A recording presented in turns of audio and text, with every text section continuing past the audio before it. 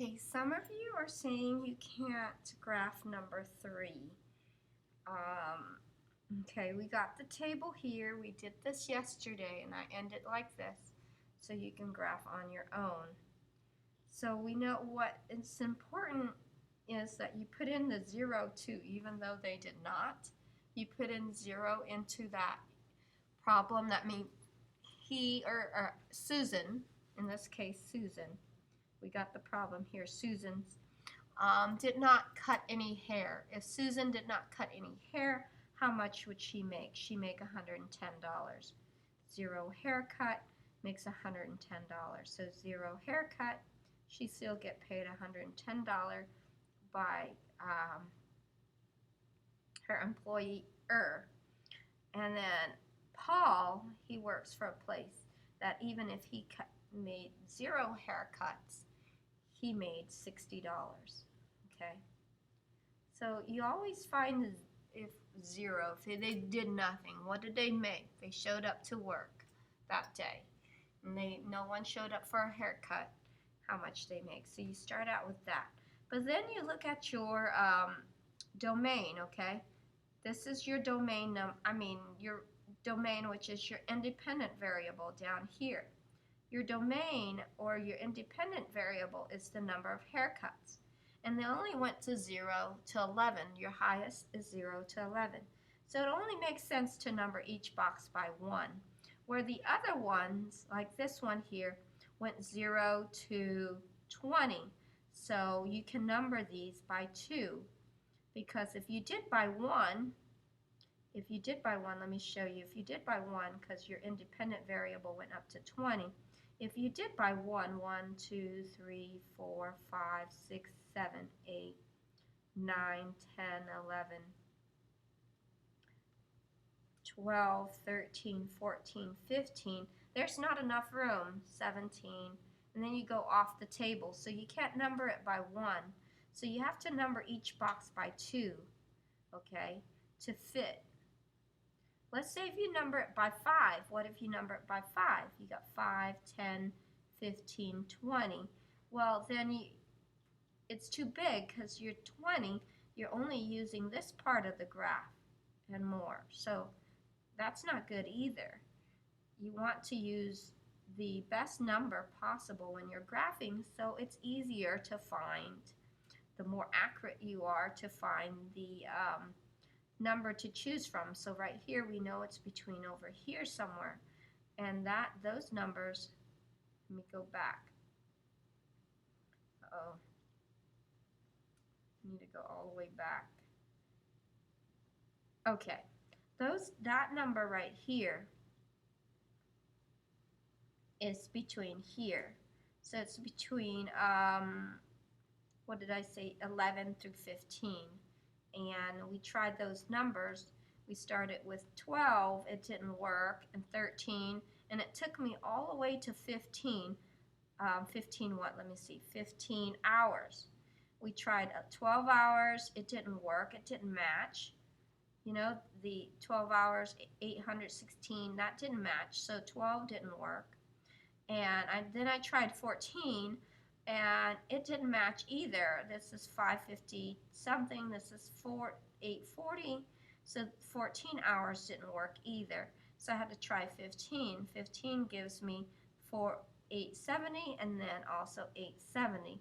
So the exact interaction is at 15 hours for $870.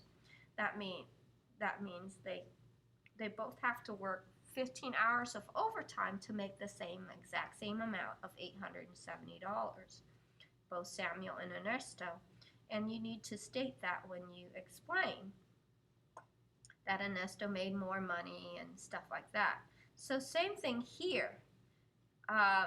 This is 0 to 11. So the best number to choose is 1, starting with 1, okay? So if you start with 1, I don't want you to just copy because you won't know. You need to know how to make this graph. Okay, if you just copy, it's not going to make sense. These numbers are the number of haircuts. That's your independent variable. This is the number of haircuts. and H for haircut. And then you do the problems, and then the other one, the output is daily income. Okay, it's their daily income. So this letter D is daily income. D here, this line, the y-axis, is daily income. That's your dependent variable, daily income.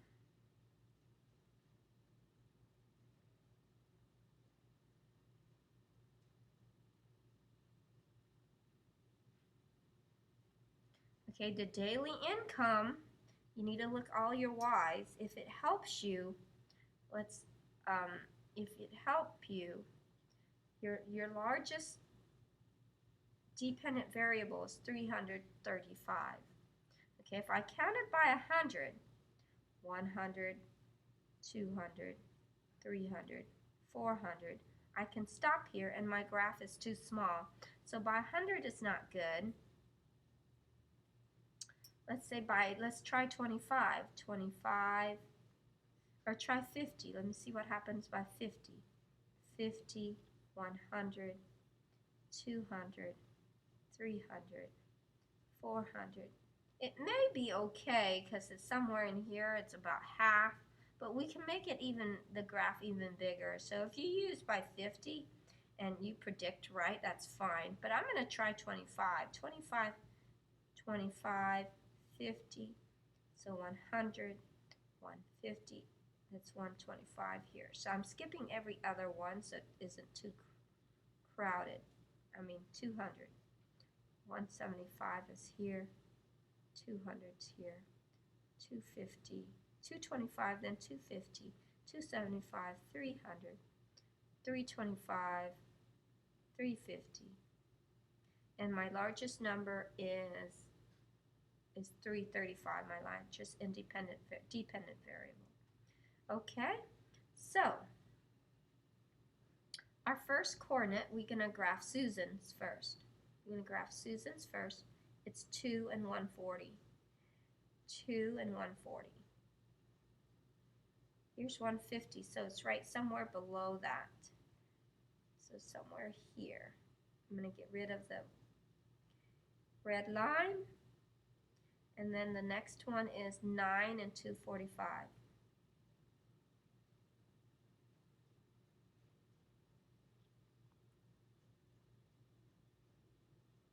Uh-oh. What happened? Okay, accident. 2 and 140. The other one is 9 and, can't see, 9 and 245.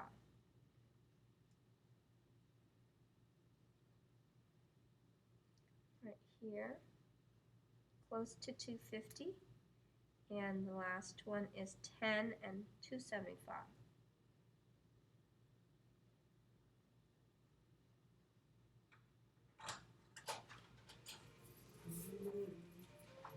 Right there. And then 0 at 110. Just somewhere here. Connect the dots.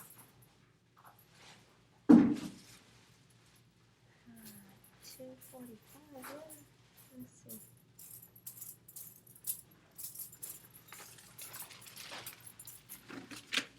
The line. That. And then the other one is, I'm going to do it in black. 2 and 110. 2 and 110.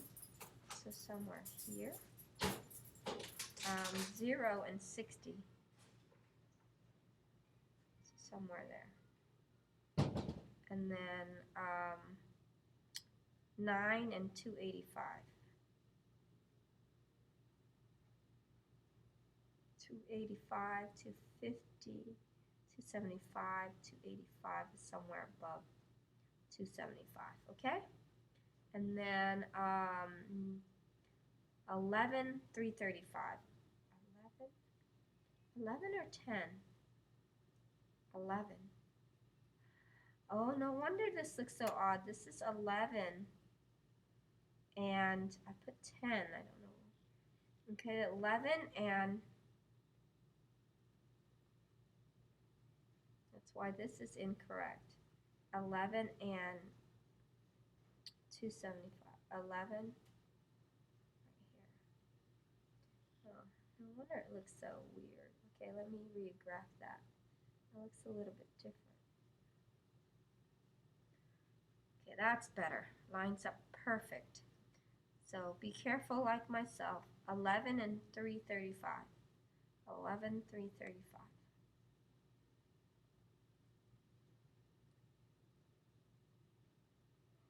So somewhere up here.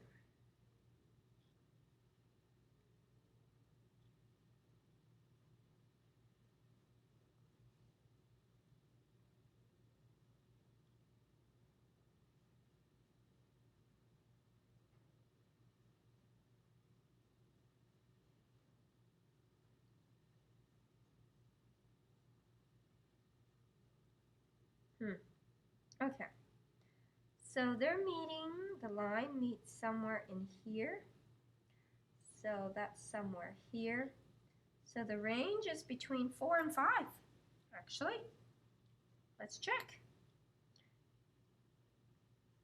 See, 4, maybe 6, but it's between 4 or 5. Let's see what the exact point is. So to find the exact point, you use the formula for Susan. To find the exact point, you use the formula for Susan.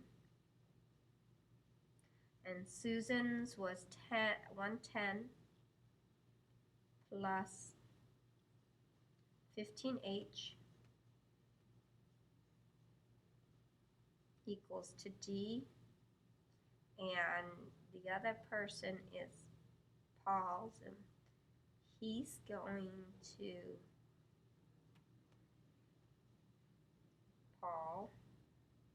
Paul's equation is he pays $60, but $25 per haircut equals to daily income. Okay? Let's try 4 first. Let's try this 4. 4 into here. That is 20 carry 2, that's 60. 110 plus 60 is $170. That is Susan's, it's what she's going to pay her employee if they had 4 haircuts. Now Paul is 4 here. That's $100 plus 60 equals to, oh, 6, look, 160. Doesn't work. So let's try 5. Okay, now we got 5 for Susan, 110 plus $15 per haircut, and she got 5 haircuts. So that's $75 here.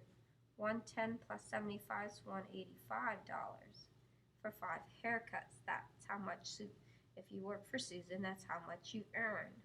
Now if you work for Paul, you earn $60 plus $25 per haircuts times 5. That's $125 plus 60 is $185. Yay, look, it's the same. So for 5 haircuts, it's when Paul and Susan pays their employee the same amount. So what is the exact point of intersection?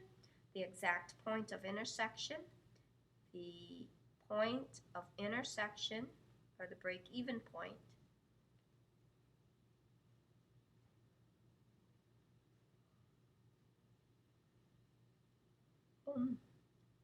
I wrote too big.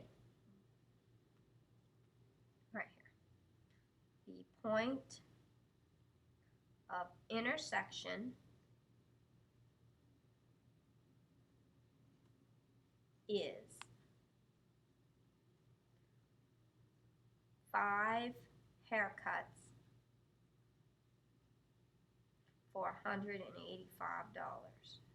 That's when both company charge, wrong symbol, the same amount pay you the same amount for 5 haircuts first. Doesn't matter who worked where. Now, if you don't get too many clients, who gets paid more? If you work for Susan,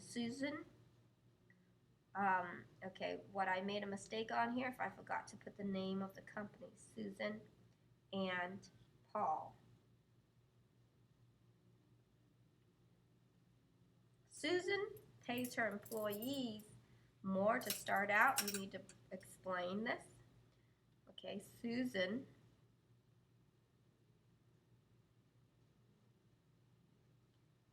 pays her employee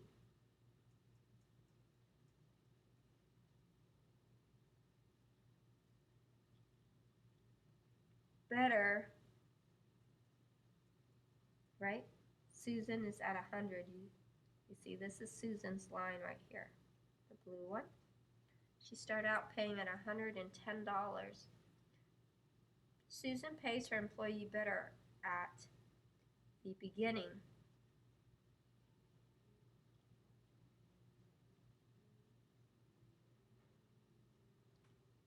With $110.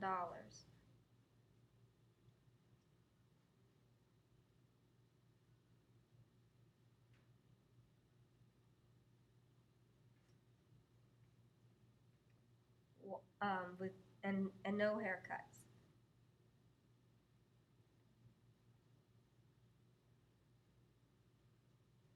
While it's too big. While Paul's only pay $60.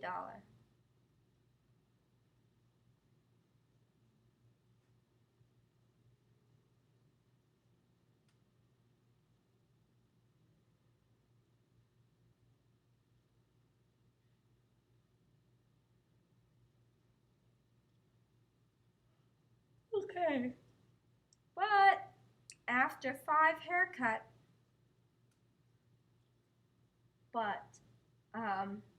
after the break-even point, where they both pays the same point of 5 and 185, but after the break-even point, Paul's pays better per haircut.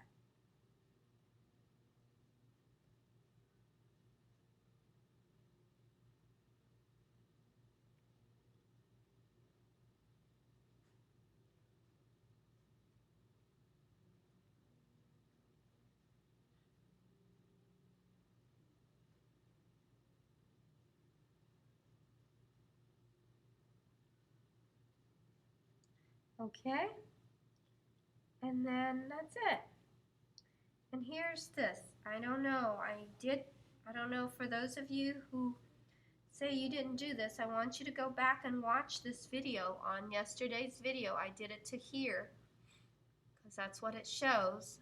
So I'll finish the rest because given range here, some of you told me I didn't do this, and I did. So, because here's what I had from yesterday. So I want you to go back and watch yesterday's video for the end and find the next 2, at least the next 3. This one is over here. The last ordered pair here. Okay, I'm not going to do this because obviously I did this yesterday. So watch yesterday's video on YouTube. Look at yesterday and get this down. There's no excuses. And find the last point and graph it. If you're having a hard time graphing, these are your X. You should not. You're in honors right here. Get -6 and -1 right there. So, and -7 and 0. So if you're telling me I didn't videotape this and you didn't understand it, that's kind of a fib. So from what I have here, I got to here and I just didn't plot it, and you just need the last point. So go and watch the video and do this correctly. and then the last point, and then connect the dot. It should be on here. It will be on your test. Okay? I don't want to hear I didn't do it. That's kind of a lie there.